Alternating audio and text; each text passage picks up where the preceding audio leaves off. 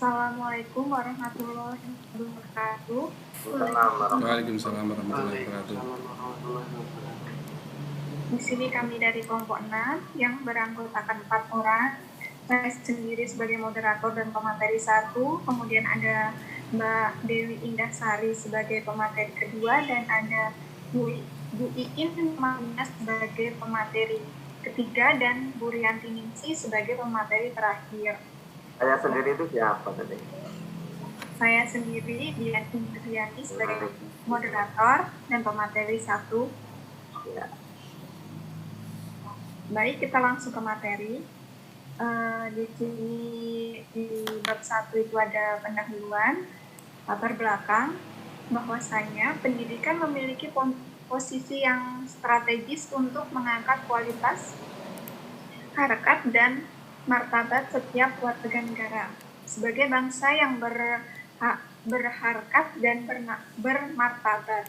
Salah satu pilar untuk menopang suatu negara adalah pendidikan.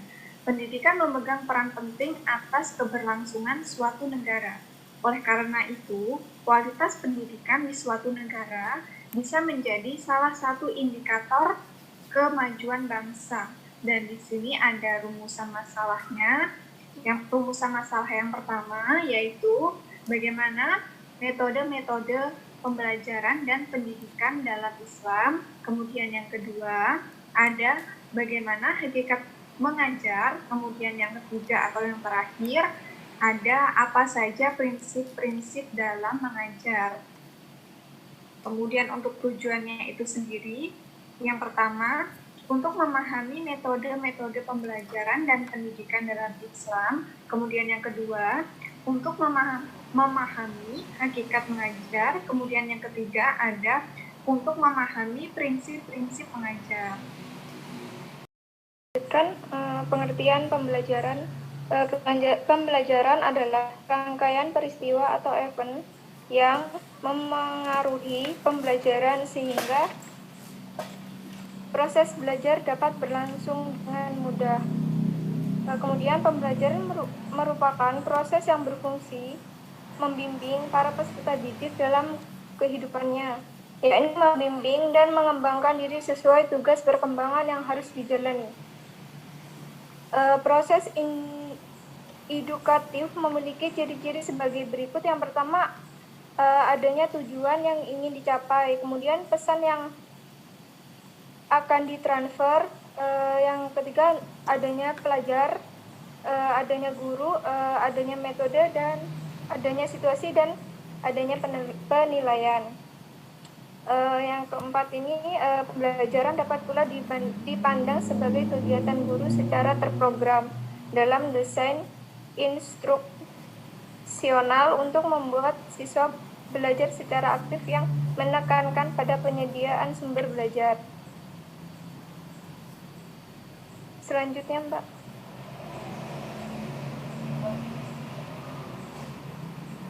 Kemudian ada pengertian pendidikan Islam. Definisi pendidikan dikemukakan para ahli dalam rumusan yang beraneka ragam. Yang pertama itu dalam Kamus Besar Bahasa Indonesia, pendidikan ialah mengubah sikap dan tata laku seseorang atau kelompok orang dalam usaha mendewasakan manusia melalui upaya pembelajaran. Kemudian dalam Undang-Undang Republik Indonesia Nomor 2 tahun 1989, dalam Sistem Pendidikan Nasional bab 1 pasal ayat 1, pendidikan adalah usaha sadar untuk menyiapkan peserta didik melalui kegiatan bimbingan, pengajaran, dan latihan bagi peranannya di masa yang akan datang. Kemudian yang ketiga, menurut Ahmad D. Makarikimba, pendidikan itu sendiri adalah bimbingan atau pimpinan secara sadar oleh si pendidik terhadap perkembangan jasmani dan rohani si terdidik menuju terbentuknya kepribadian yang utama. Selanjutnya, Mbak. Sedangkan pengertian pendidikan dalam Islam menurut beberapa ahli, yaitu yang pertama menurut Dr. Burlian Somat. Pendidikan Islam ialah pendidikan yang bertujuan membentuk individu menjadi makhluk yang bercorak diri, berderajat tinggi, menurut ukuran Allah Subhanahu wa Ta'ala, dan isi pendidiknya untuk mewujudkan tujuan adalah ajaran Allah Subhanahu wa Ta'ala. Kemudian menurut Dr. Andes Ahmad D. Marimbait, pendidikan Islam ialah bimbingan jasmani, rohani, berdasarkan hukum-hukum agama Islam menuju kepada terbentuknya kepribadian utama menurut ukuran-ukuran Islam. Kemudian saya kembalikan lagi kepada Mbak Dian. Baik, terima kasih untuk pemateri kedua. Materi berikutnya tentang metode-metode dalam pembelajaran akan disambung oleh pemateri berikutnya. Kepada Bu Nurmalina, saya persilahkan.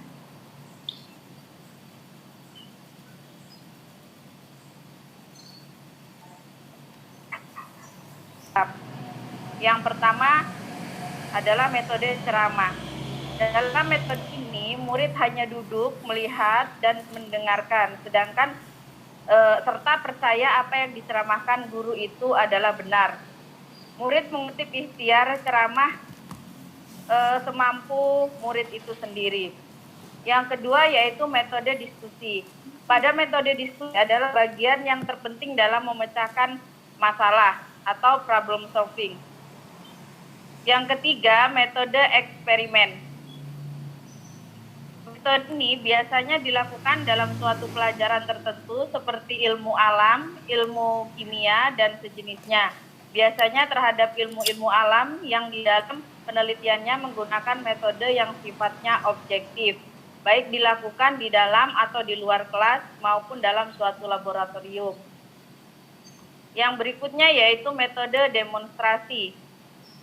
Metode demonstrasi merupakan metode mengajar yang menggunakan peragaan untuk memperjelas suatu pengertian atau untuk melibatkan bagaimana melakukan sesuatu kepada anak didik. Selanjutnya, Mbak Dian.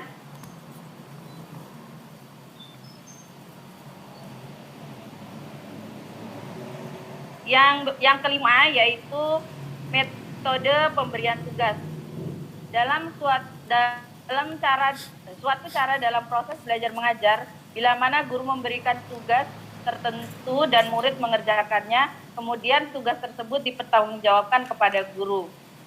Yang keenam, metode kerja kelompok, di mana guru membagi-bagi anak didik dalam kelompok-kelompok untuk memecahkan suatu masalah atau untuk menyerahkan suatu pekerjaan yang perlu dikerjakan bersama-sama.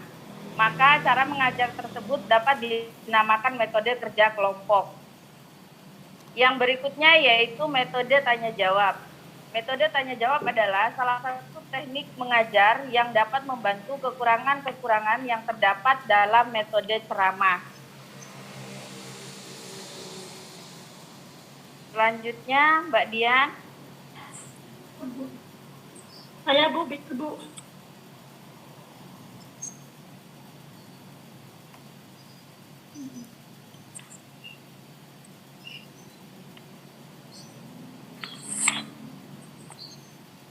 Sudah bagian Bu Nurmalina atau belum, Mbak Dian? Iya.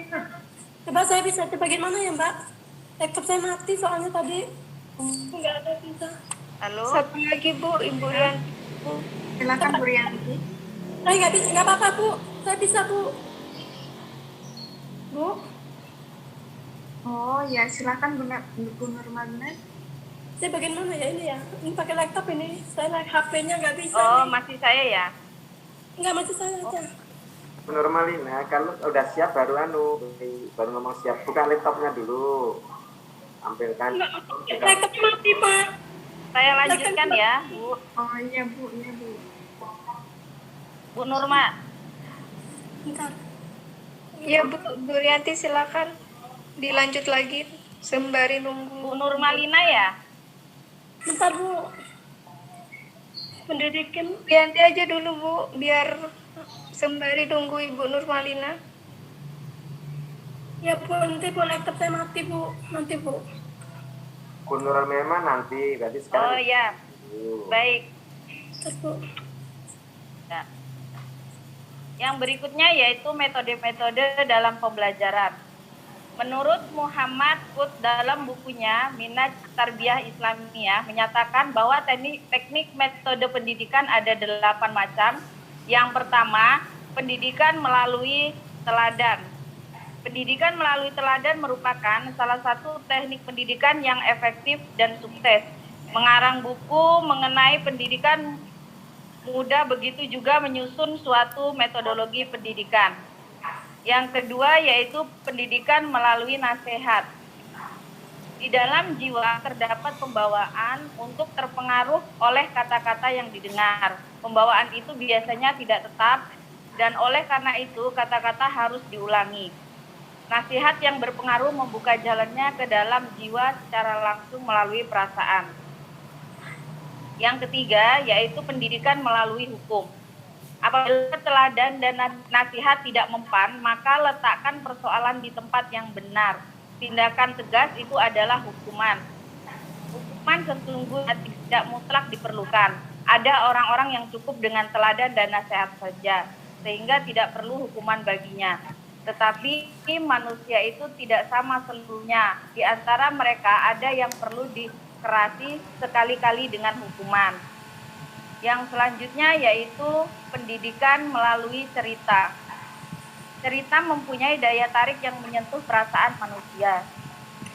Sebab bagaimanapun perasaan cerita itu pada kenyataannya sudah merajut hati manusia dan akan mempengaruhi kehidupan mereka. Pembaca atau pendengar cerita tidak bekerja sama dengan jalan cerita dan orang-orang terdapat di dalamnya sadar atau tidak sadar.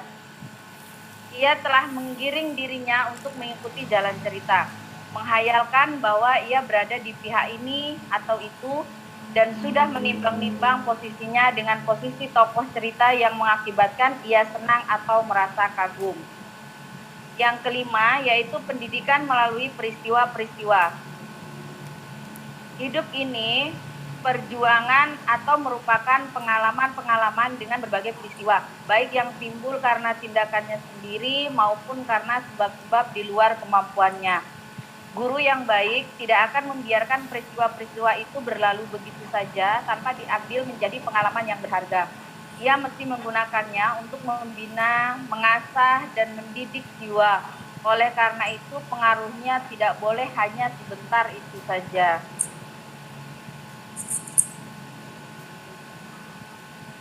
Mungkin Bentar Bu, ini bentar Bu, ini kok laptop saya malah. Halo, Assalamualaikum. Yang E yaitu kode etik pendidikan dalam pendidikan Islam.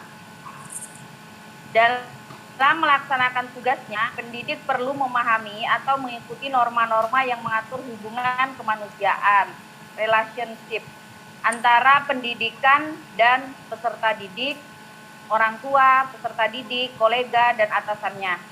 Itulah yang disebut sebagai kode etik pendidik.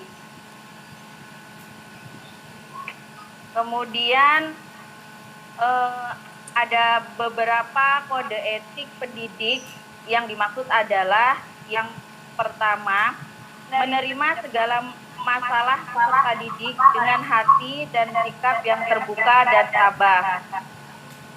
Yang kedua, bersikap penyantun dan penyayang. Yang ketiga, menjaga kewibawaan dan kehormatannya dalam bertindak. Yang keempat, menghindari dan menghilangkan sikap angkuh terhadap sesama. Yang kelima, bersifat rendah hati ketika menyatu dengan kelompok masyarakat. Yang keenam, selanjutnya Mbak Dian.